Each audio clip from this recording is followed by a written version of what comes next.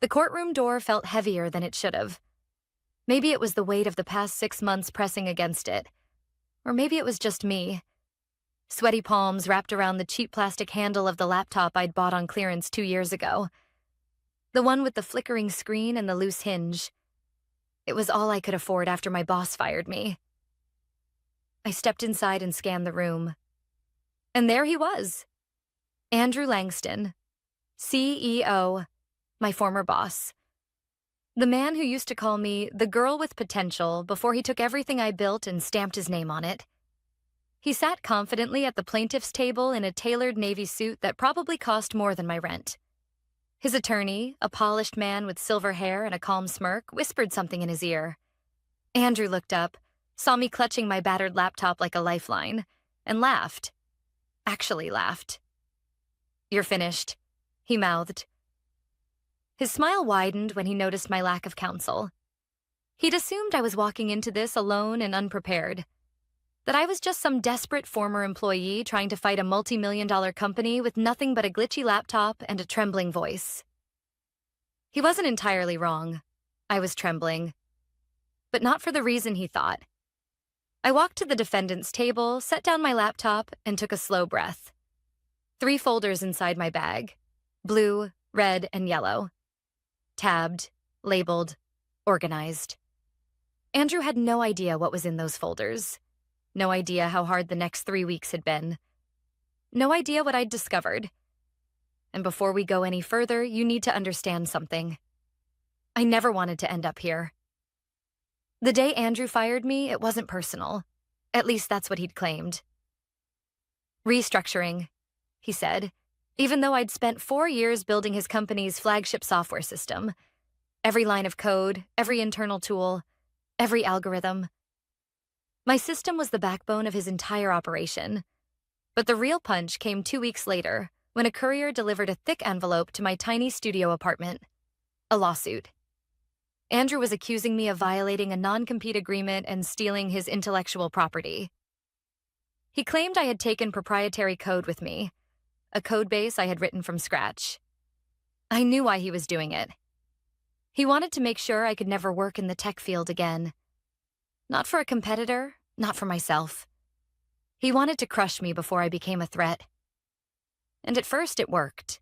My job interviews dried up the moment recruiters saw the pending lawsuit. My savings disappeared within months. I sold furniture, picked up temp work, shared meals with the neighbors who took pity on me. I cried in the shower so my roommates wouldn't hear. But here's the thing about losing everything. Eventually, fear stops controlling you, and something else takes its place. Clarity. 3 weeks before the hearing, during one of my late-night panic spirals, I opened the original files I'd created during my employment. I wasn't looking for evidence. I just missed the work. Missed the piece of myself that had been destroyed the day Andrew signed the termination papers. That's when I noticed something. A detail I'd forgotten. A detail I'd brushed off years before. An email from Andrew's predecessor. Timestamp, my 2nd year at the company. The subject line, patent paperwork. Please confirm your legal name for filing. My heart had pounded so loudly I thought the walls were vibrating.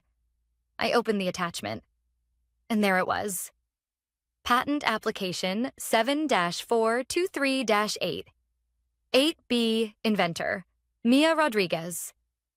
My name, not Andrew's, not the company's, mine. At the time, I thought nothing of it, just internal paperwork for a possible filing. But the system I had built wasn't just proprietary. It wasn't just valuable. Andrew had told investors, repeatedly, that he held the patent. He didn't. Because it had never been transferred. Because it had never been reassigned. Because the company forgot to finish the process.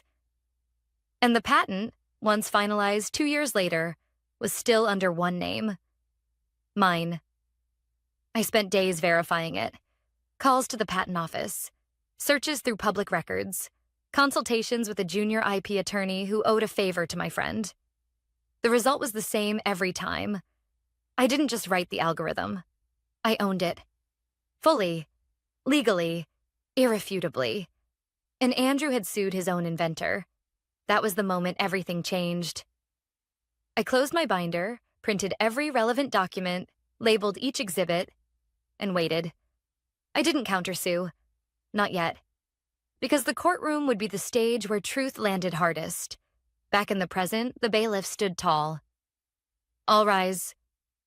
The judge walked in, a woman with sharp glasses and sharper eyes. She glanced at the case file and frowned slightly at the imbalance.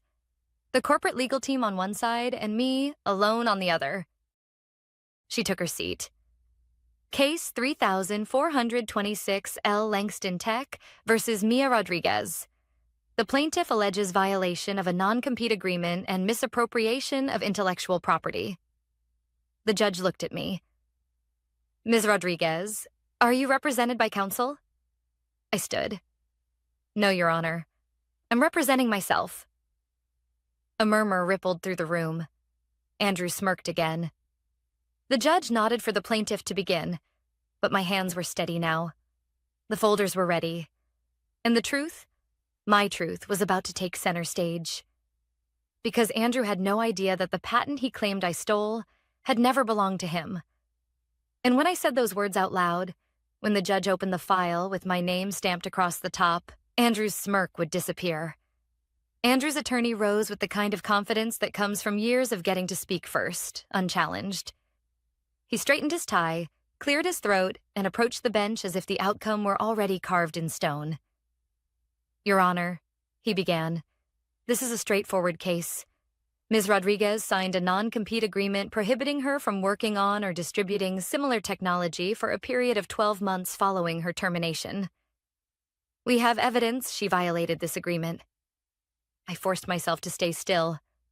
Calm, collected. He continued. Additionally, we have reason to believe she attempted to profit from intellectual property belonging to Langston Tech.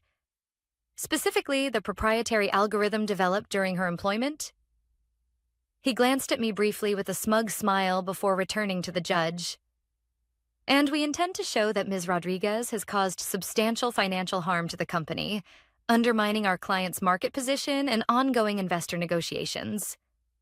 The judge nodded, expression unreadable. Proceed. He launched into a rehearsed speech about internal security systems, code ownership, employment contracts. He projected emails, selectively chosen to paint me as disorganized, inexperienced, impulsive. Each fact was carved out of context, rearranged to make me appear careless. When he finished, Andrew leaned back in his chair, hands clasped behind his head. The gesture said everything he didn't have to say out loud. Checkmate. The judge turned her attention to me. Ms. Rodriguez, would you like to respond? I stood, feeling my pulse throb behind my ribs. Yes, Your Honor. The courtroom was quiet enough that the hum of the fluorescent lights felt deafening. I walked to the center, opened the blue folder, and handed copies to the clerk. This, I said, is the patent filing for the algorithm in question. The judge lifted the document. Her eyebrows rose. I continued, my voice steadier than before. It was filed while I was employed at Langston Tech, but it was not filed under the company's name. I swallowed, forcing myself not to rush. It was filed under mine. Andrew sat forward suddenly, his chair screeching. His attorney whipped his head toward him, eyes narrowing. The judge read the inventor line again, then looked at me. Ms. Rodriguez, are you claiming sole ownership? Yes, Your Honor. Legally and factually. Andrew's attorney stepped forward quickly. Your Honor, the company has full rights. Do you have documentation showing the inventor assigned the patent to the company? She asked. He faltered. We will provide it. When? The judge pressed. He hesitated. And in that hesitation, the room shifted. I opened the red folder. The company never completed the assignment paperwork. I have written confirmation from the U.S. Patent Office verifying that no transfer of ownership was filed. I handed the letter to the clerk, who brought it to the judge. Andrew's attorney looked at the document, then at Andrew, whose face had gone still. Too still. I wasn't done. Furthermore, I said. Langston Tech's non-compete agreement only applies to company-owned intellectual property, not personally owned work, and certainly not patented material belonging to someone else. A ripple went through the gallery. Andrew's attorney tried again. Your Honor, this must be some mistake. Ms. Rodriguez was a junior developer at the time. She couldn't possibly... I opened the yellow folder. The final exhibit. Here are the commit logs, I said, showing every line of code I authored. Every version. Every update. Every timestamp. All tied to my employee ID. The judge flipped through the pages, slowly, methodically. Then she looked at Andrew. You filed a lawsuit claiming she stole technology she legally owns? Andrew's mouth opened, then closed. For the first time since I'd entered the courtroom, his confidence cracked. Your Honor, his attorney said, voice thinner now. We were under the impression... The impression, I said, cutting him off, that I wouldn't fight back.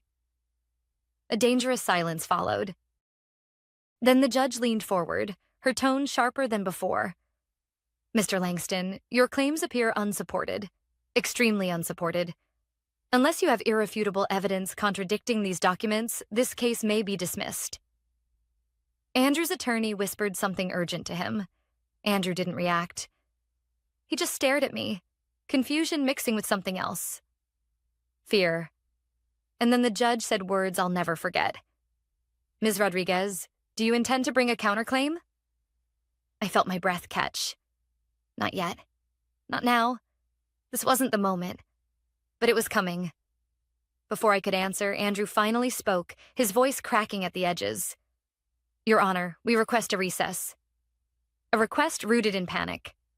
The judge sighed. 15 minutes. The gavel tapped. Andrew stood, turned sharply, and walked out. His attorney followed, whispering harshly. Their confidence evaporated in seconds. I stayed where I was, gripping the edge of the defendant's table. It wasn't over. Not even close. Because owning the patent was only the beginning. What I'd uncovered in the logs, in the emails, in the financial records during those sleepless nights, that was the real story.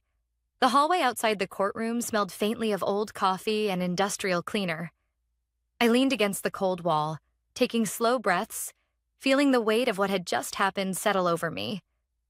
For months I'd imagined this moment, Andrew finally seeing the truth.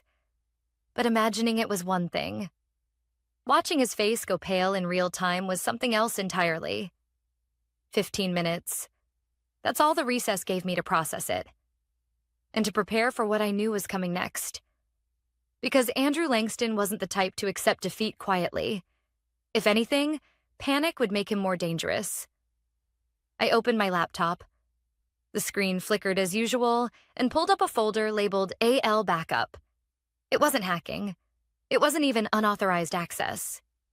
These were files I had saved during my employment. Bug reports, logs, progress notes. Things I had sent to myself to work on at home when Andrew insisted our deadlines were non-negotiable. But when I sorted them by date 2 nights before the hearing, something strange happened. I saw a folder I didn't recognize. /CEO-private. The timestamp was from my last week at the company.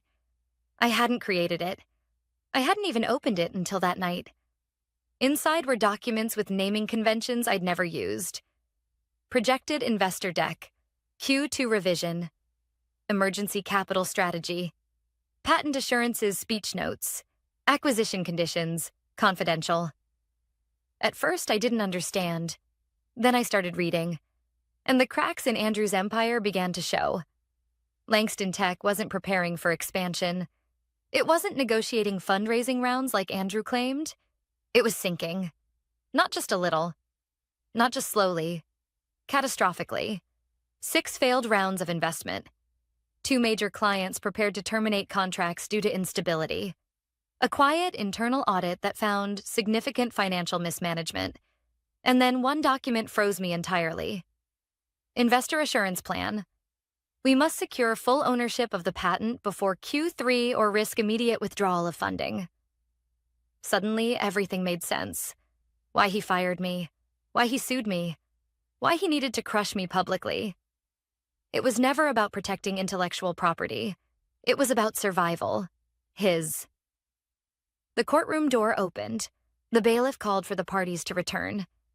I closed the laptop, grabbed my folders, and walked back inside. Andrew and his attorney were already seated. He wasn't smirking now. If anything, he looked like someone who had just realized the ground beneath him wasn't concrete. It was ice. The judge returned. Court is back in session. Andrew's attorney rose immediately. Your Honor, we'd like to request additional time to present further documentation regarding the patent. No, the judge said.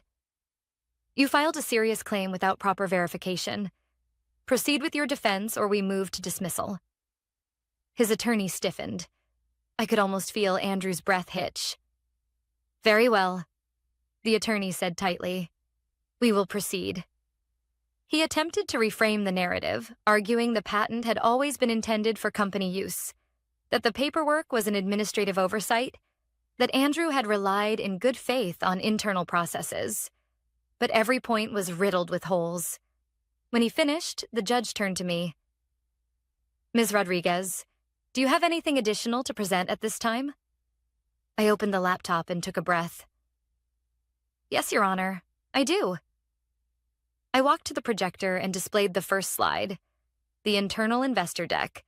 Murmurs filled the courtroom. This document, I said carefully, was stored on my work drive under a folder created by Mr. Langston during my final week.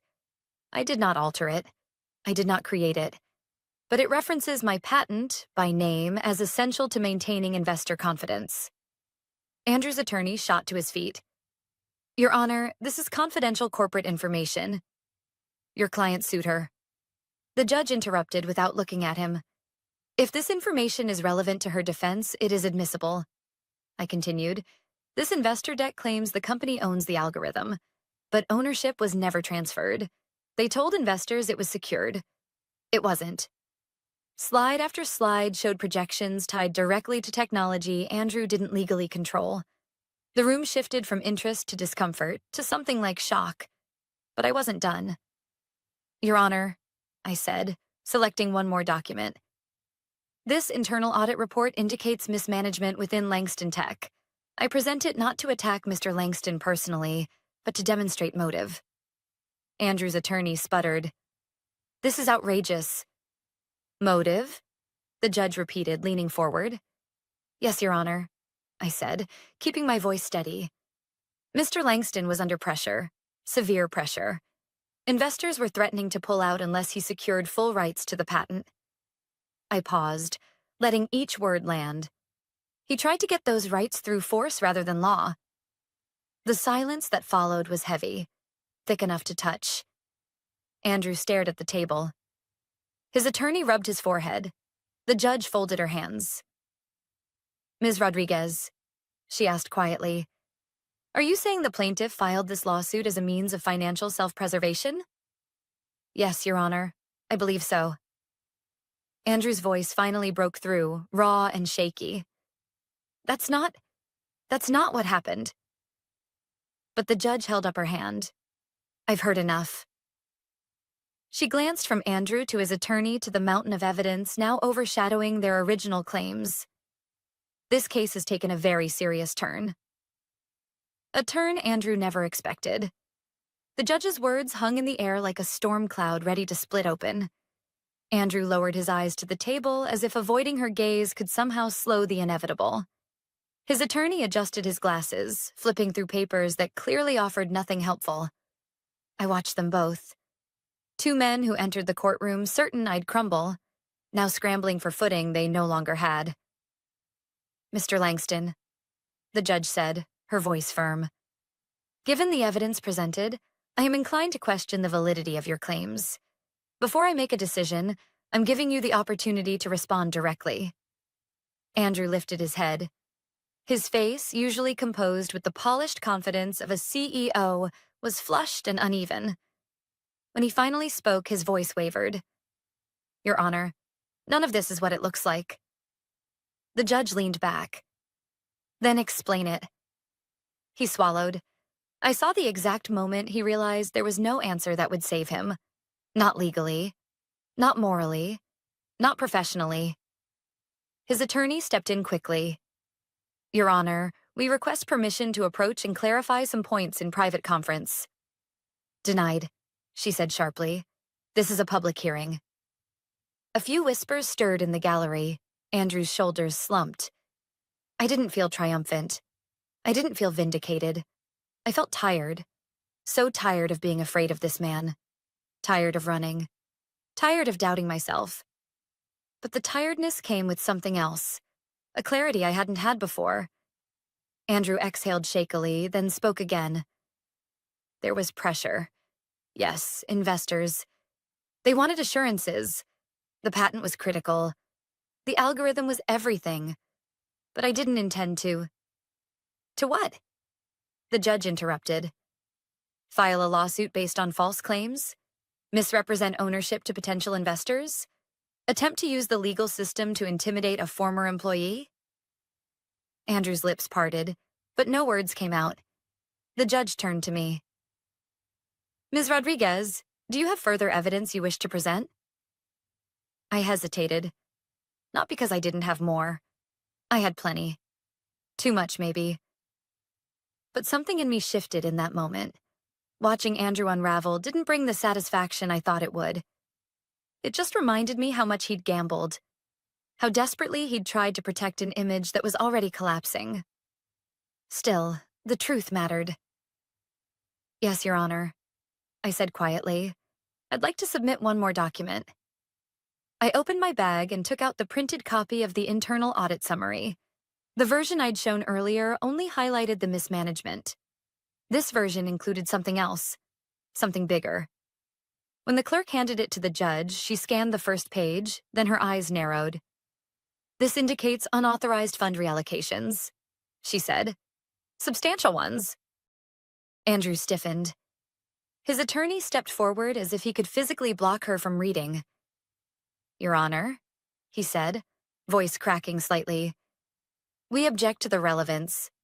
It's relevant to motive, the judge replied, and very relevant to credibility. She continued reading. Every second that passed drained more color from Andrew's face. This audit suggests that Mr. Langston diverted funds earmarked for R&D into accounts unrelated to company operations, and that he attempted to backfill the losses by securing full ownership of the defendant's patent. Silence. Dead, perfect silence. Finally, the judge set the papers down.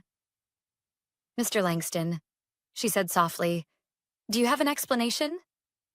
He shook his head, just barely. It wasn't a no. It was a surrender. I watched him. This man who once strutted across the office, bragging about investors, lecturing us about innovation, now reduced to a fragile version of himself. Not because he lost, but because he never expected to be held accountable. After several long moments, the judge spoke again. I am prepared to rule.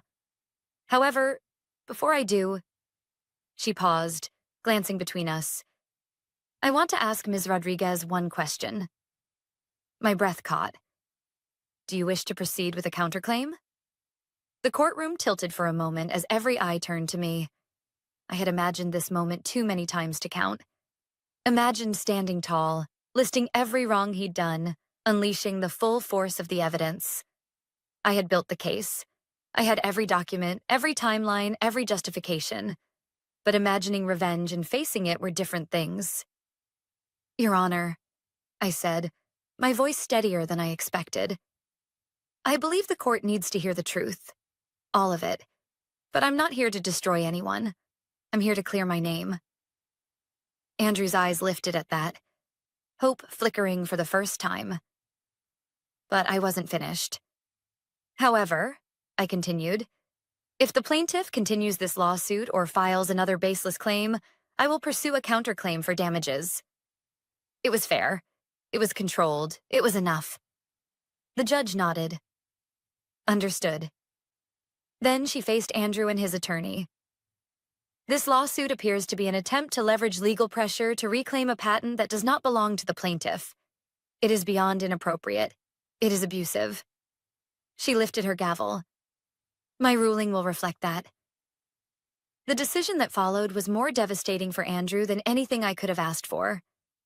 Because what happened after the hearing was something I never expected, something that changed the course of everything that came next. The judge lifted the gavel, took one breath, and delivered the ruling that ended everything. This case is dismissed with prejudice. The plaintiff's claims lack legal merit and appear to have been filed in bad faith. Court costs are awarded to the defendant. The sound of the gavel striking wood echoed like a crack of lightning. It was over. Just like that. No dramatic outburst. No final argument. Just the truth, laid bare. The kind of truth that destroys an empire built on lies. I stood there for a moment, hands shaking, not because I was afraid, but because something inside me finally loosened. For the first time in months, I wasn't fighting to breathe. Andrew didn't stand. He didn't even look up. His attorney whispered something to him, but he just sat hunched over, face buried in his hands, the weight of the ruling pressing down on him like 1,000 pounds. I didn't feel victory, not the way I expected. What I felt was release. I gathered my folders, slid my laptop into my bag, and turned to leave. I was halfway to the door when I heard it. Mia. His voice, small, cracked, unrecognizable. I turned around slowly. Andrew stood, eyes red, tie crooked, his whole image shattered. The last time he'd said my name, it was with arrogance, like he was speaking to someone beneath him. This time it was different. I didn't mean for it to go this far, he said, stepping toward me. I was trying to keep the company alive. You have to understand. Everything was falling apart. I held his gaze. I know, I said quietly. That's why you fired me. Why you sued me. Why you lied. He swallowed. I was desperate. I was too, I said. But I didn't hurt anyone to survive. For a moment, he looked like he wanted to say more. Apologize, maybe. Explain. Justify. But there are some things you can't justify, and we both knew it. His attorney called his name and the moment ended. I walked out of the courtroom and into the afternoon light. The sky was clear, cruelly bright, considering how heavy everything felt. I sat on the courthouse steps and exhaled for what felt like the first time in a year. Freedom. Not the dramatic kind. The quiet kind. The kind that feels like finally loosening a knot you forgot was there. In the weeks that followed, the fallout hit Andrew harder than any ruling ever could. 3 major investors withdrew. 2 board members resigned. A journalist from a tech publication reached out after someone leaked the internal audit. 2 months later, Langston Tech filed for voluntary restructuring. Andrew stepped down as CEO. The man who once bragged about his unstoppable vision was now fighting to keep the company from dissolving entirely. I didn't comment publicly. I never posted anything on social media. I didn't attend interviews or write a blog exposing what had happened. My silence wasn't loyalty.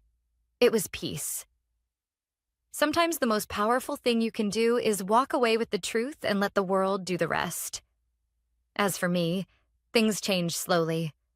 The lawsuit dismissal lifted the freeze on my job prospects, but I didn't rush back into tech.